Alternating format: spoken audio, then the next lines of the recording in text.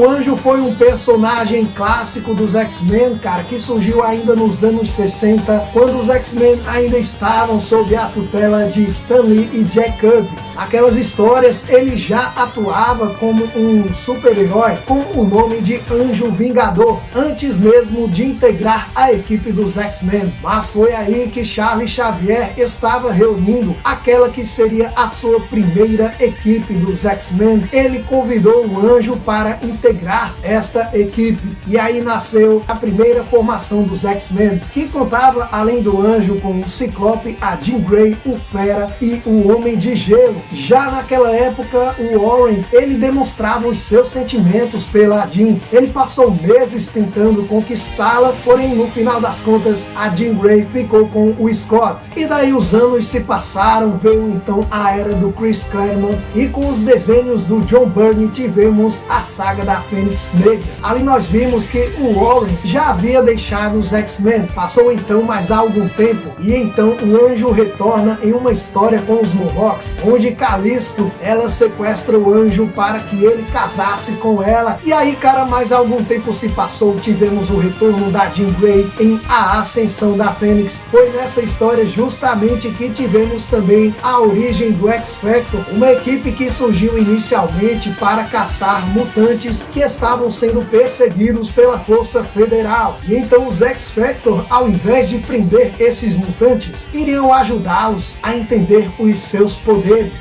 O X-Factor atuava em seus trajes civis, se passando por humanos, porém quando eles saem em busca dos mutantes, eles usam seus poderes, e para evitarem ser reconhecidos, eles usam os uniformes. Logo após o surgimento do X-Factor, tivemos um massacre de mutantes. Warren teve as suas asas presas pelo carrasco chamado Arpão. Suas asas ficaram gravemente feridas e ele precisou amputá-las. Então, após passar um período muito difícil, inclusive pensando em suicídio, no momento em que ele estava prestes a tirar sua vida, ele é resgatado pelo Apocalipse, que lá na saga Massacre de Mutantes já tinha começado a recrutar os seus cavaleiros. Olha só a quarta capa, que traz o Warren já nesse visual incrível, cara. Eu curto demais o visual do Arcanjo. É um personagem que vai tornando-se cada vez mais marcante nesta fase de ouro dos X-Men. As histórias do X-Factor foram publicadas originalmente pela Marvel Comics na revista X-Factor do número 18 ao 25 entre os anos de 1987 e 1988.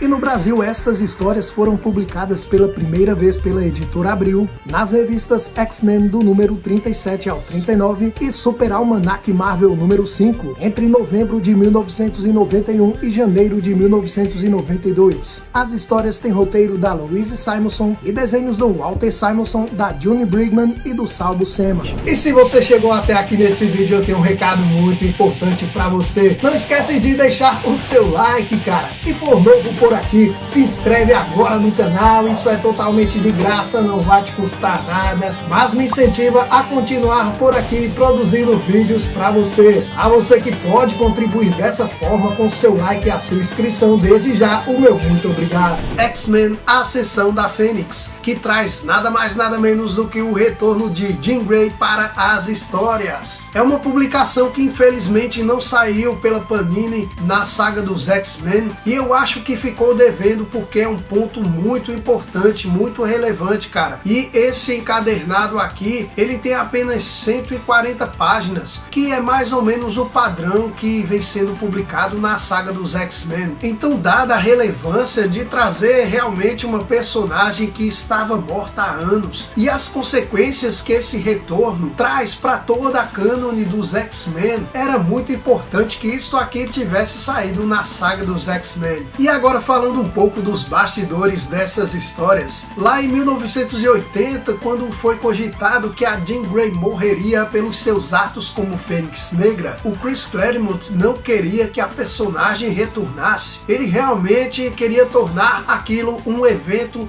traumático para os X-Men, que isso teria um peso para o resto das histórias que viriam depois daquela. Até mesmo o editor-chefe da Marvel naquela época, Jim Shooter, ele não permitiria que nenhum autor trouxesse a Jean Grey de volta à vida, se não arrumasse um meio de isentá-la dos crimes que a Fênix Negra cometeu. Então Kurt Busiek, quando ainda estava na universidade, ele nem escrevia nada para a Marvel ainda. Quando ele leu a saga da Fênix Negra, ele, conversando com amigos, ficava cogitando, pensando numa possibilidade de a Jean Grey não ter cometido todos aqueles crimes. E 3 anos depois, quando ele já estava lá na Marvel escrevendo Luke Cage e Punho de Ferro, certa vez então ele encontrou Roger Stern. Não por acaso ele é um dos nomes que está envolvido nesse trabalho. Naquela época então os dois conversaram sobre os X-Men e chegaram no assunto de a Jean Grey voltar. Roger Stern disse que adoraria ver a Jean Grey voltar, porém a exigência do editor-chefe Jim Shooter era algo praticamente impossível. Então Kurt Busiek disse que não, que ele sabia uma forma de fazer a Jean voltar, obedecendo os critérios estabelecidos ali por Jim Shooter. Então foi aí que ele contou ao Roger Stern a sua ideia que ele tinha desde a época da universidade. Mas ali era só uma conversa informal, nada que ainda fosse levada a sério para criar então uma história. Mas isso era o que Kurt Busiek pensava. Mais ou menos um ano depois, o Bob Layton, que é o cara envolvido na criação do X-Factor, encontrou Kurt Busiek ali pelos corredores da Marvel e disse: finalmente encontrei o cara a quem eu tenho que agradecer por ter feito a Jean Grey voltar. E o Kurt Busiek ficou sem entender nada, e foi então que ele contou o que estava rolando. Acontece que Roger Stern tinha contado toda aquela história do Kurt Busiek a ninguém menos que John Byrne, e quando surgiu a ideia de Bob Layton criar uma nova revista chamada X-Factor, que reuniria os 5 X-Men originais, e eles precisavam fazer a Jean voltar para integrar esta equipe, foi então que John Byrne contou a Bob Layton a história que Roger Stern tinha contado a ele. Ficou estabelecido então que a Jean Grey voltaria na revista dos Vingadores e em outra história do Quarteto Fantástico que o John Byrne estava à frente naquela época. E toda essa história ela está contida aqui no material extra nesse encadernado. E é claro que esse retorno da Jean Grey ele vai ter um peso, principalmente na vida do Scott Summers. Ele vai continuar com a Madeline ou ele vai voltar para Jean Grey?